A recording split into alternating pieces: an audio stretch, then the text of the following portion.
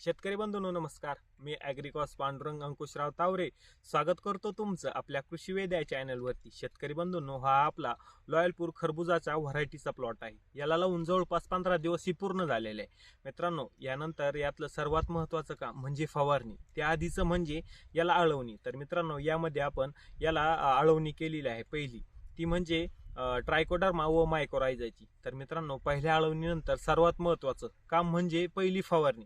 तर पहिली फवारणी आपण केव्हा केली पाहिजे किंवा कशासाठी केली पाहिजे किंवा कोणती केली पाहिजे याविषयी आपण सविस्तर माहिती या व्हिडिओमध्ये बघणार आहोत. त्याच्यामुळे व्हिडिओ शेवटपर्यंत बघा व चॅनलवर जर नवीन असाल तर चॅनलला सबस्क्राईब व आपल्या पेजला फॉलो करायला विसरू नका. शेतकरी बंधूंनो, या या फवारणीमध्ये आपल्याला म्हणजेच पहिल्या फवारणीमध्ये आपल्याला अशा औषधांचा समावेश करायचा आहे ज्यामुळे आपल्या जे काही खरबुजाची जे काही ग्रोथ आहे ती सुद्धा व्यवस्थित झाली आहे पाहिजे आणि जेणेकरून सुरुवातीच्या स्टेजमध्ये जे काही नागाळी म्हणजेच लीफ मायनर याचा जो प्रादुर्भाव आपल्या खरबूज पिकामध्ये होतो तो प्रादुर्भाव हा झाला नाही पाहिजे.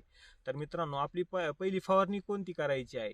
तर मित्रांनो, यामध्ये आपण 3 ते 4 प्रकारचे औषधं हे वापरू शकतो. ते आपण पुढे व्हिडिओमध्ये बघू. शेतकरी बंधूंनो, हे जे काही सध्याचं वातावरण आहे ते काही थ्रिप्स, जो काही मावा, त्यासोबत पांढरी माशी, लाल कोळी, हे जे काही रसशोषक किडी आहे त्यांना पोषक आहे.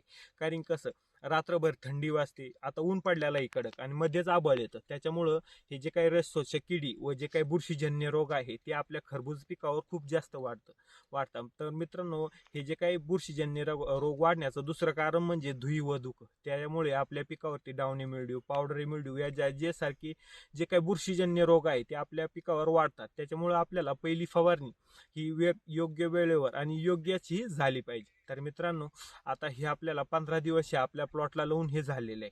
आणि मित्रांनो, हे हे रोप जे काय आहे ते व्यवस्थित असं सेट झालेलं आहे. तर मित्रांनो, याला आता फक्त गरज आहे ते म्हणजे व्यवस्थित फवारणीची आणि योग्य वॉटर सोल्युबल देण्याची. मित्रांनो, वॉटर सोल्युबल वापरताना आपण योग्य वापरले पाहिजे किंवा जास्त न वापरता योग्य वेळेला वापरलं की आपल्या पिकाला त्याचा भरपूर असा फायदा होतो. तर मित्रांनो, आपल्याला फवारणी कोणती करायची?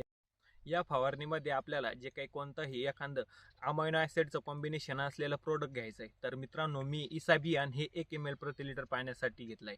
त्याच्यासोबत हेक्झाकोनेझॉल म्हणजेच भुरीसाठी व डानी मिल्ड्यूसाठी जे काही क्वांटा प्लस हे जे काही बुरशीनाशक आहे ते 1 ml प्रति लिटर पाण्यासोबत घेतलं आहे.